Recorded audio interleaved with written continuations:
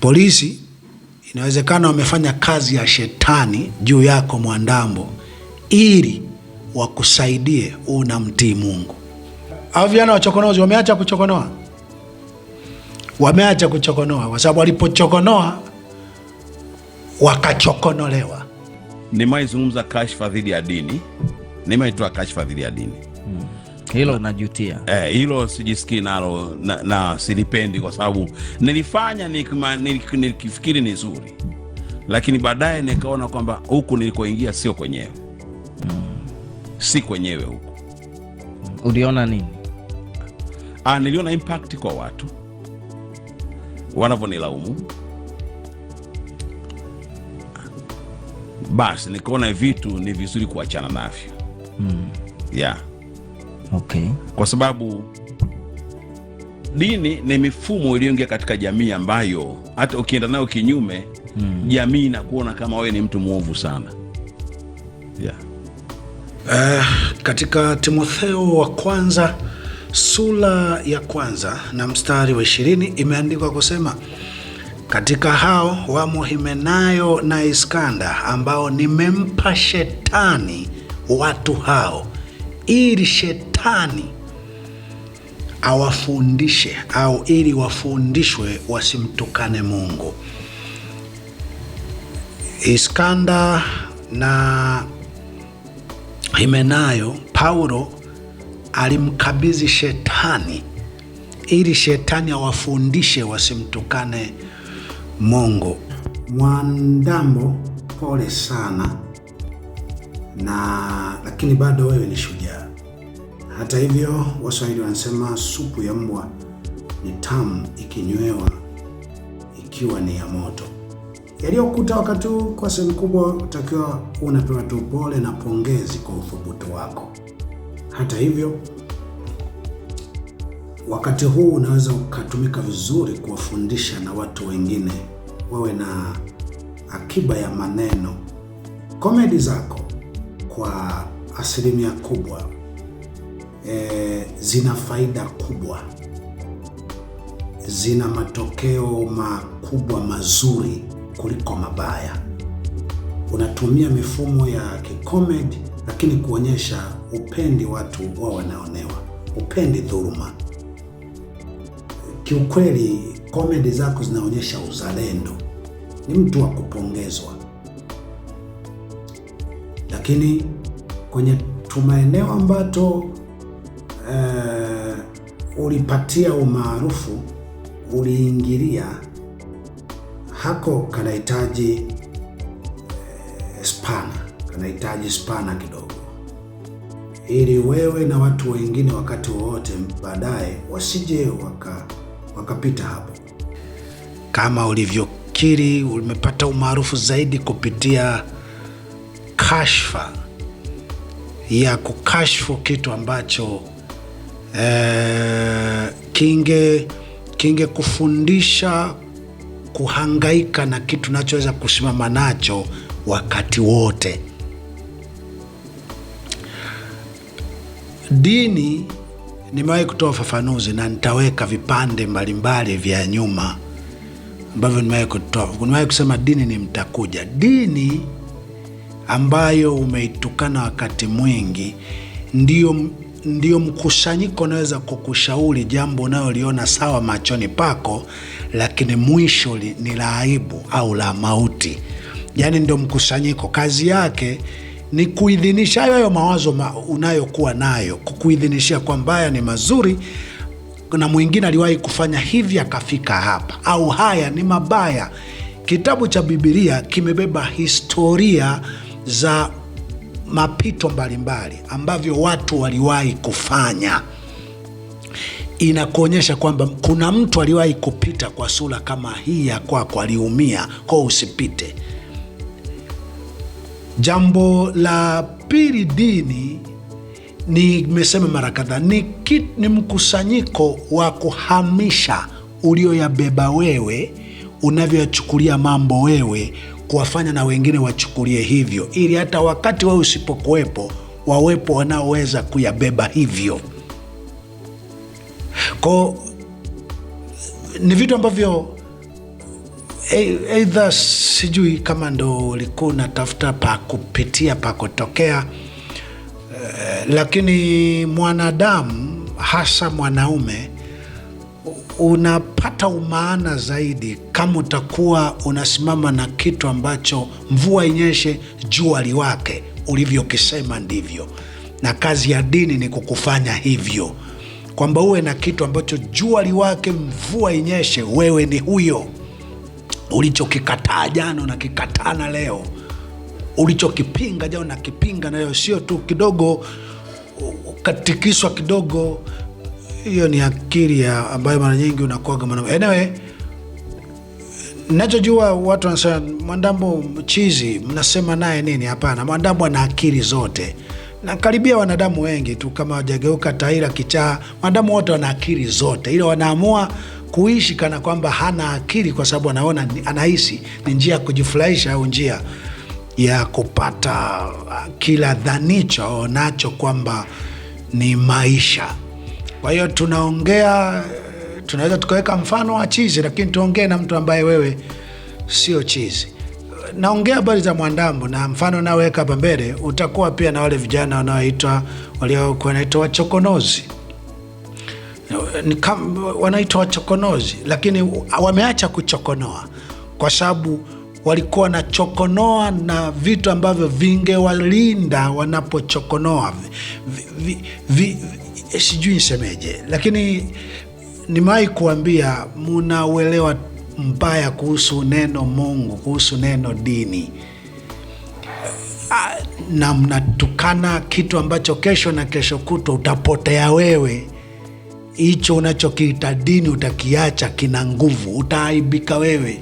Leo unaona wale vijana ni kweli wana point nyingi, ni watu wa kuheshimiwa na watu wengi, lakini kidogo tu wameacha kuchokonoa. Si tulivyo watu wa dini, sisi tumepitia kuliko ya kina Mwandambo, kuliko ya kina wachokonozi. Wanaona sauti ni ile ile, kwa sababu hili ni jambo ni mtakuja. Mimi nachojua, kuna watu waliwahi kusema kama nayosema, nimefundishwa kwenye dini, nimesomewa Biblia, walipata mateso kama nayopata, waliendelea mpaka mwisho. Wapo ambao Biblia inasema wakafa wasijazipokea zile ahadi, bali wakaziona tokea mbali wakazishangilia. Wako ambao hawakupata, lakini waliondoka na heshima kubwa, kwa sababu mtu si amemiliki nini, mtu si amepata nini, mtu ni alifanya nini kilichokuwa sahihi. Dini hazitupelekei sana kupata utajiri au vitu ambavyo tulivihitaji au vilitakiwa kupata. Dini zinatuongoza kufanya sahihi, hata kama utabaki peke yako, utaaibika, utaumizwa. Sasa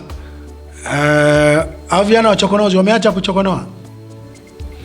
Wameacha kuchokonoa kwa sababu walipochokonoa wakachokonolewa, na kwa sababu walikuwa na chokonoa kama ujana, unaona mpaka wakakunje kona ya treni watokee. Inawezekana hivyo ndo moja kwa moja watakuja kutokea, lakini hata watakapokuja kutokea hawezi kuchokonoa kama hayo waliokuwa na chokonoa yote. Si watu wa dini na watu wa Mungu. Huyo Mungu naye uwezo ukawa na mkejeli ama kumtukana. Anyway, ni kuwekee tu nikukumbushe baadhi ya tuliowahi kusema. Kimsingi tulitukanwa sana,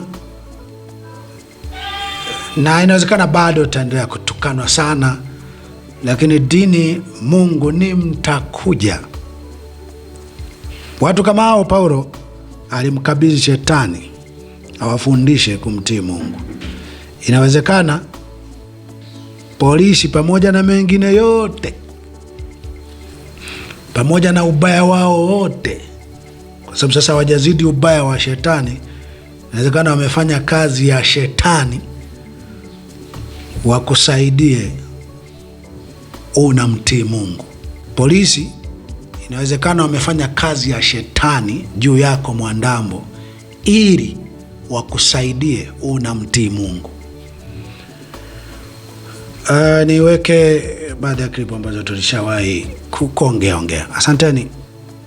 Leo niongee kwa utulivu na uchambuzi wa kina kidogo kuhusiana na vijana wanaitwa wachokonozi na bwana mmoja anaitwa Clemence Mwandambo na wengine wengi ambao sasa hivi wamezuka kwa spidi kubwa. Vijana wachokonozi nisikia wamekujibu, wamekutukana. Sikufanya chochote kwa sababu ya kufanya ni mengi. Uwezo ukawa unahangaika na jambo la aina moja. Lakini mgogoro upo kwenye Yesu si Mungu, Yesu hayuko, Mungu hayuko. Nadhani mgogoro ulipo ni definition ya Mungu ni nini, Yesu ni nini. Sasa nitachambua kidogo hapa, wasikilize kwanza kwa uvumilivu. Yanaumiza baadhi ya wasemayo, lakini asikilize kwa uvumilivu. Maana kwenye dini ya Kikristo unaambiwa Bwana asifiwe, unaitikia amina, haleluya. There is no argue. Asifiwe kwa kitu gani? Kivipi? Kwa nini asifeti? Mungu atukuzwe. Atukuzwe for what? Yuko wapi? Mungu ni nani? Yuko wapi? Anafanya nini? Hakujawahi kuweko mtu anaitwa Yesu. Yaani Yesu hajawahi kuweko duniani, wala Bikira Maria. Yesu ni karekta wa kizungu aliyetengenezwa na Warumi wakati wa mfalme Konstantino ili waumbe dini, watengeneze kitu kinaitwa dini. Jibu la mapema kabisa ni hili: Yesu, Mungu ni mema, shetani ni mabaya. Haya, tufanye hivi. Wewe huyo Yesu mchukie mpaka mwisho, tenda mema, watu watasema tumemwona Mungu juu ya maisha yako. Bila shaka unakubali ya kwamba baba zetu walikuwa na miungu yao, walikuwa na namna zao za kupata ufumbuzi wa mambo. Hatuna shida, wewe ufumbuzi utokee, tokeza huo ufumbuzi, sio domokaya tu. Wachina wa Japani huwa wanasema Mungu hayuko. Wengi wa China wa Japani, nchi nyingi zinasema Mungu hayuko, lakini wanatengeneza flyover, wanatengeneza barabara baharini, njia ya treni baharini, njia ya treni chini mita 20-40 kwenda chini, panakuwa na njia ya treni. Wanatengeneza drone za watu kupanda, drone za kuleta. Sio domokaya tu, mdomo Yesu hayuko, Yesu hayuko, Mungu hayuko, Bwana asifiwe. Kwa haya, fanya sasa wewe, fanya, kwa sababu kwa wengine tukitumia kabisa maana ya Yesu ni nini, kwa wengine sisi ni watu kupiga hatua ya kufanya inavyotakiwa wafanye. Sisi wengine, haya, kijana hapo amesema katika kumsikiliza katika mambo ambayo sijaweka hapa, anasema mnaongoza mafala. Sawa, au mafala tunaoongoza ni watu ambao walikuwa walevi, walikuwa wazinzi, wameacha uzinzi, walikuwa na madeni kwenye vikoba, walikuwa wafanyi kazi, tumewafundisha kufanya kazi. Wapo ambao walikuwa wanakopa, tumewafundisha mbinu ya kuishi bila kukopa.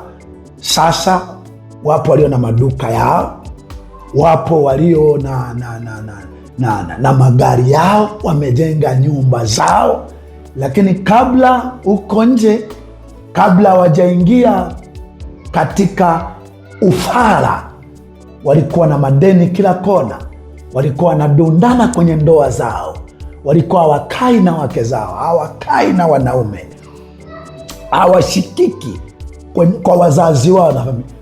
Ndo levo ya mafara tuliowafanya, yani au ndo mafara wanatusikiliza. Acha dini iliyotumika kufanya watu umhubiri kutajirika. Fuatilia vizuri ndani ya hii klipu, utaona definition ya dini, mapana ya dini, mapana ya Yesu. Yesu nini? Tunaposema Bwana Yesu asifiwe, maana yake mfumo uliotufanya tuwe tunafanya vizuri. Mfumo, Yesu ni mfumo. Hata mwenyewe amejiita mimi ni njia. ni principle, ni namna bora ya watu kuishi. Vijana mitaani wanasema tafuta hela kaka. Kwa sehemu kubwa wavivu ndo mdomo sana. Haya, we Yesu hayuko, Mungu hayuko, piga kazi sasa, piga kazi, zalisha vitu. Wachungaji wanadanganya watu, wanawaambia Mungu mbinguni, twende kanisani. Na wewe badala sasa wewe ufanye kwa vitendo yaishe. Kipindi hiki leo klipu hii, kesho ile, kesho. Sisi wachungaji kazi yetu ni wahubiri, mhubiri kabisa. Simaanishi pia na wale matapeli wanaotumia kujinufaisha wenyewe, yani wanafirisi wengi anapata yeye. Mhubiri kabisa. Kazi yetu ni kubadilisha mindset za watu kwa njia ya kuongea. Yani hivyo ndo Biblia imetaka hivyo. Ni tunaongea sana, lakini pia na kwa matendo. Jinsi ya kufanya kazi, tunajaribu kuonyesha watu wetu jinsi tunavyofanya kazi au tulivyokuwa tukifanya kazi baada ya kupata maarifa ya neno la Mungu. Sasa wewe, wenzako hawataki, hawafanyi wa mdomo, washajua Yesu hayuko, Mungu hayuko, wanapiga kazi. Tunaenda kuhemea vitu vyao, teknolojia zao. Tunafika mara hata kuna baadhi ya watu wanaamini kirahisi, wakiambiwa waachane na huyo Mungu waungane na wale watu. Wanaamini kirahisi kwa sababu vingi wanavyojua watavikuta kwa Mungu wanaviona kwa mtu huyo. Nye papa tu, mdomo tu. Haya, tuache Mungu, tuwe hivi, baki mdomo tu. Cheni hayo bwana, tafuta kazi ya kufanya, tafuteni hela bwana, tafuta hela, amta kwa tafuta hela. Tunachoambiwa huko mitaani. Sisi wengine Mungu na ufahamu ni zaidi ya fedha. Tukiwa nazo zipo kwa ajili ya kunufaisha wengi. Wavivu ndo waongeaji sana. Ni mawili tu, aidha mumefadhiliwa ili muondoe ubinadamu duniani, kwa sababu baada ya watu kuacha kujitiisha kwa Mungu patakuwa na uzinzi wa kutupwa, mauaji ya kutupwa. Ama munatafuta kufadhiliwa na kampeni iliyopo sasa duniani ya kutaka iondolewe, kwa sababu kumwabudu Mungu ndio organization yenye nguvu inaweza kutengeneza jamii inayokwenda kwa mtazamo mmoja. Wakikataa jambo baya ni wanakataa hata kwa kuuawa. Hiyo ndio kampeni. Aidha mmefadhiliwa au mnatafuta kufadhiliwa na mamlaka inayopambana ifutilie mbali nia ya ubinadamu duniani. Nataka ufahamu, Yesu, hata mwanadamu anahangaika hapa, Yesu hayuko, Yesu ni mwongo, Yesu ni nini? Yesu ni binadamu aliyeishi akionyesha mfano wa namna ambavyo binadamu wanatakiwa wafanye ili wasilete madhara kwenye jamii, ili wawe faida kwenye jamii, ili wapate heshima kwa sababu ya uwezo wao wa kufikiri na kutenda mambo yenye tija kwenye jamii. Yesu kabla hajafanya miujiza, staili yake ya kuishi alikuwa seremala. Staili yake ya kuishi ilikuwa na mguso kwa kila mtu, manaka alikuwa anatengeneza vitu kwa ubora. Alikuwa anaongea watu kwa namna yenye kujenga.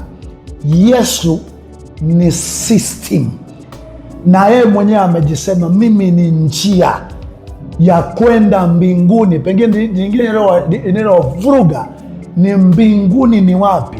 Moja, mbinguni ni level ya juu ya fikra za mwanadamu, level ya juu. Mungu kama hujui kwa namna nyingine, Mungu ni akili. Kama vile akili haionekani ilipo, ndivyo Mungu alivyo. Mungu ni level ya juu ya mwanadamu kufikiri.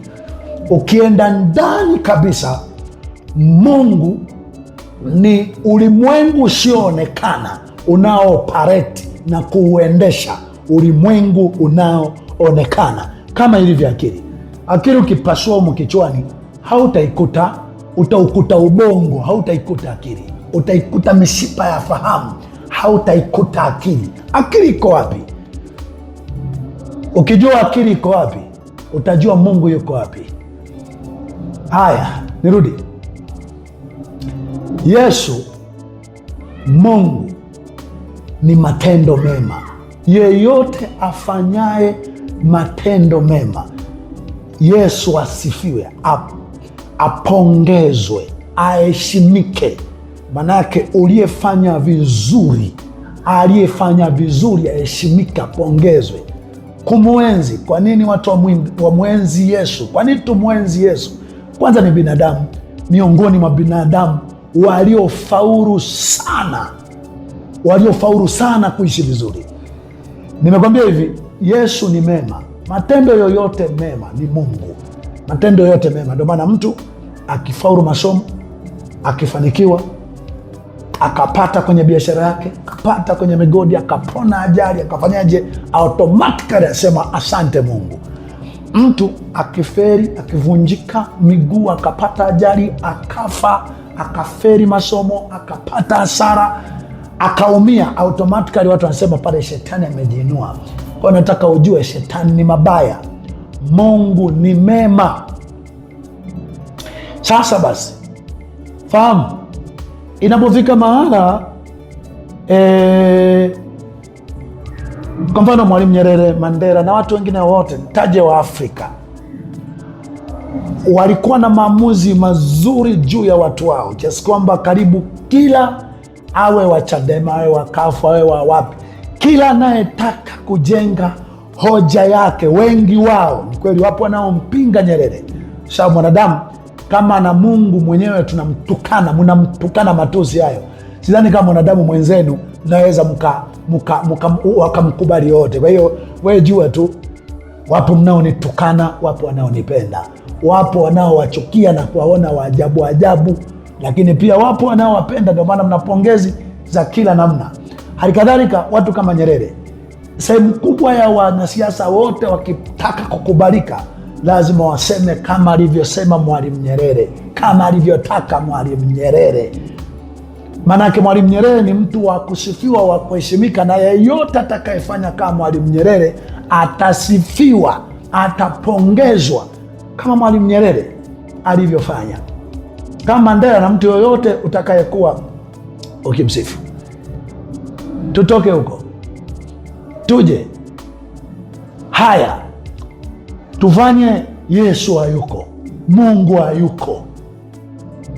Swali ni je, sasa hayo maisha mnayoishi nyie ndo maisha ya watu ambao wanakataa Mungu hayuko? Kwa tuwafuate tuwe kama nyie misura hivi? Wakati mwingi mwandambo, hata ndevu, kunyoa tu ndevu ni mgogoro. Ni kweli imechongwa fulani ya mgogoro, na mengine wakati mwingine nakuta haijanyolewa, amekaa tu mahali penye kichaka, kamera yenyewe kuseti ajui, mwanga linakuwa la ovyo.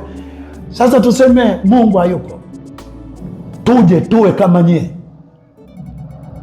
Wanaosema Mungu hayuko, kuna wa Korea Kaskazini, kuna wa China, kuna sehemu kubwa wa Japani, wazungu na wenzenu. Wanaposema Mungu hayuko, wanaamua kufanya tu vitu yanaisha, yaani Mungu hayuko, lakini wanatengeneza meli, wanatengeneza treni inapita chini ya bahari, wanatengeneza barabara mita 20-40 chini, njia za reli, njia za magari, wanavumbua drones zinatembea umoja.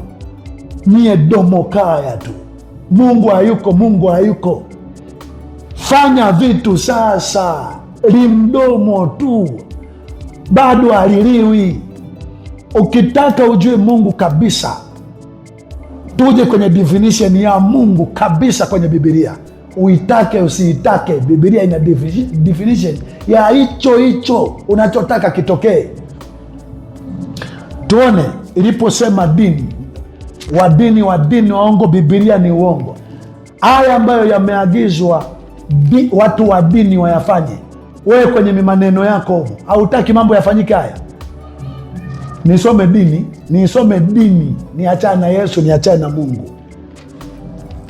Mungu hayuko, Mungu ni uongo. Mnaongoza mafara. Mchungaji wewe unaongoza mafara. Kabla sijasoma hii definition ya dini hapa iliyoandikwa kwenye Biblia, nasoma lilipotajwa dini, wewe chukia Biblia. Hata wewe si unasoma vitabu bwana, hata wewe si unanukuu. Ngoja nije kwenye mafara unaosema mafara tunaongoza. Ni kweli watu nao waita tunaongoza mafara. Sehemu kubwa ya wanaitwa mafara ilikuwa wavuta bangi, tumefanya waache bangi. Ni kweli mafara.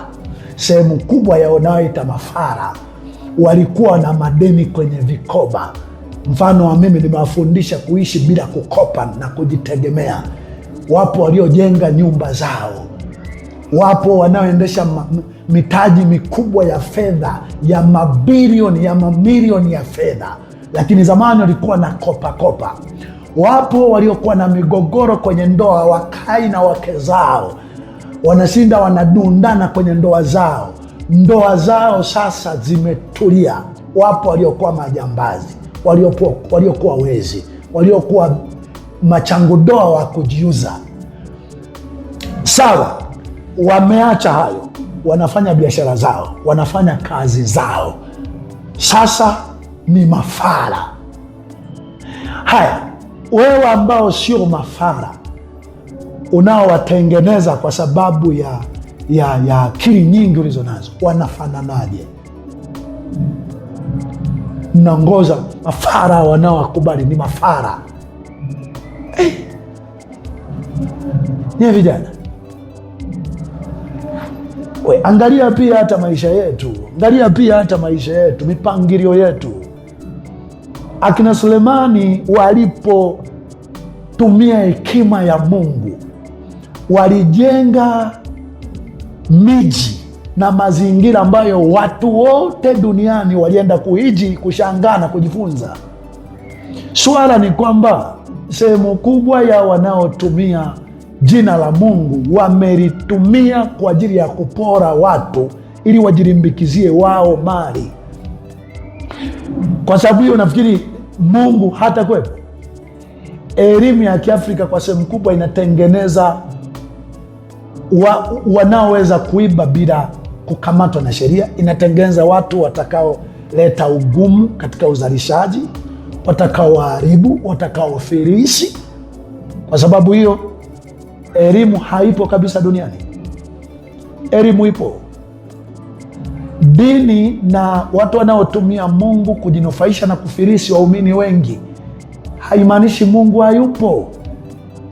Ukiachana na Mungu wa mbinguni kama na kuvuruga huyo, tumia Mungu ni ubora katika kutenda. Kila kufanya vizuri, kila kuleta faida kwenye jamii, kila kufanya jambo ambalo mbele hautajuta, halina madhara, lina faida kwako na kwa watu wengine, hilo ita Mungu. Huyo ndo Mungu. Hata usipomwita, watu wataona Mungu uliye naye ndiye Mungu wa kuabudiwa. Maana nyingine ya Mungu ni kitu kinachotegemewa, ni kitu ambacho hakitakuangusha ukikitegemea. Kinaweza kawa ndani ya mtu, kinaweza kawa katika namna ya kawaida tu hivi. Katika kufikiri, unaongozwa na namna ambayo inakufanya ufanye vizuri na watu washangae umeyapata wapi mawazo haya.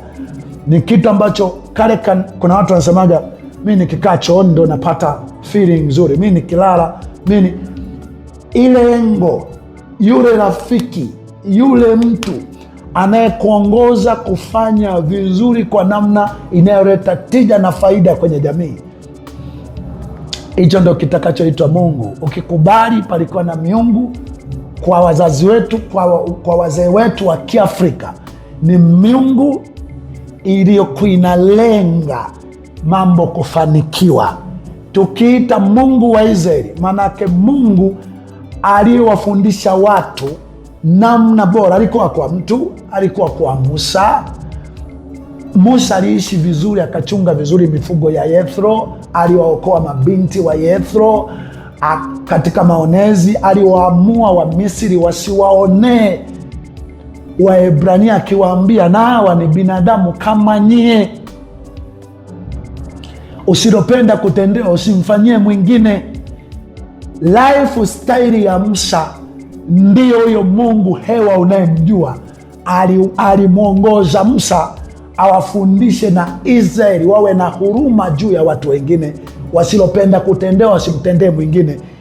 Aina ile ya maisha waliojifunza ndiyo maisha ambayo tunakaa tunajifunza ili tuwe tunafanya vizuri katika jamii. Haya, mimi ni mbarikiwa. Mimi sio mtu ambaye natumia waumini kama njia ya kujitajirisha. Mimi nimefanya kazi zangu na kuwezesha na kuwanunulia watu simu, kuwajengea watu nyumba. Wachungaji hujengewa nyumba, mimi nimejenga nyumba, nimewapa waumini ili akili zao ziseto katika maeneo mengi wanayopanga, na wengine nimekuwa nikiwalipia kodi, wengine nilikuwa nikiwalipia ada kwa biashara na kazi za kawaida, nikiwa nawafundisha hivi ninavyoishi ndivyo na nyie muishi. Na mimi nilifadhiliwa hivi na watu walionyonyesha Mungu alitaka mambo yawe hivi. Huo ndio ufara. Nimalizie kusoma dini, tuende kwenye dini. Waraka wa Yakobo 1 mstari, usome kitabu cha Biblia. Hata unasoma vitabu bwana, kwani ulikuweko walikuandika vitabu hivyo? Ulikuweko? Umethibitishaje? Unaojua mlima Kilimanjaro ni mrefu, kwani mimi kwenda kuona ziwa Victoria si Tanganyika lina kina kirefu, kwani mimi kushuka wewe? Kwani unaendelea kuongea? Kuna vitu tunaamini kwa sababu najua anayeongea hiki ana nia ya kutoharibu. Tunaendelea nacho. Yakobo 1 mstari wa 27, dini iliyo safi isiyo nataka mbele za Mungu Baba ni hii: kwenda kuwatazama yatima na wajane katika dhiki yao na kujilinda na dunia pasipo na mawaa. Dini iliyo safi ni hii: kuwa na huruma kwa yatima na wajane na wasiojiweza, na kujilinda pasipo na mawaa, kujilinda na dunia, kutofanya mabaya dhidi ya mtu mwingine. Hiyo ndio dini. Haya, kataa hiyo. Lifestyle yako, maisha yako hayatahitaji uwe na huruma juu ya watu wengine. Kataa hayo. Hautahitaji ufanye vizuri pasipo na mawaa. Haya, dini mbaya, dini ni upotovu, dini. Wajua, najua ni vijana ambao kama hamdhaminiwi basi mnatafuta kudhaminiwa ili mule pesa za kuondoa ubinadamu duniani, sababu once watu wasipoamini Mungu wataishi kama wanyama, watauana hovyo, watatesana hovyo, watakatiliana kwa namna mbalimbali. Kama amfadhiliwi, mnatafuta kufadhiliwa. Haya, dini. Nasoma definition ya dini kwenye Biblia, nisome mpaka panapokuwa pametajwa dini. Sura ya 4 Ayubu mstari wa 6 nasema, je, dini yako sio matarajio yako na matumaini yako sio huo uelekevu wa njia zako? Dini yako sio matarajio yako. Dini ni kitu ambacho kililenga kumfanya mtu kufanikiwa kuliko namna nyingine yoyote kwa sababu ya kanuni zake. Nimewambia swala la dini kutumiwa na watu kupola, kufirisi watu, haiondoi maana yenye nguvu ya kitu kinachoitwa dini. Dini inafundisha huruma. Inasema usilopenda kutendewa usiwatendee wengine. Dini inafundisha kuwatetea wanaoonewa. Dini inafundisha kuchukia mabaya, dhuluma, maovu. Hiyo ndio dini. Maisha gani utakapoishi, sheria za nchi gani iliyoendelea, inayotaka kuendelea, wazee gani waliishi miaka ipi, walikuwa wakubaliani na mafundisho na maelekezo ya kuwa na huruma, kutenda mema, kutokuleta madhara, kutokufanya baya kwa mwenzio. Dini ni mkusanyiko, ni njia ya binadamu kukusanyika ili wapeane mwongozo mzuri, nini kifanyike ili mambo yasiharibike. Ujumla wa mazuri yatakayofanywa yale ni Mungu. Zaidi ya hayo, iko nguvu ya ziada na neema ya ziada ya Mungu anayetuwezesha kufanya vizuri. Na yote katika yote, huyo Mungu ambaye hayuko, iko siku ukilala, ukiondoka, ukiminywa, ukaminyika, utamhitaji. Asante kwa kunisikiliza.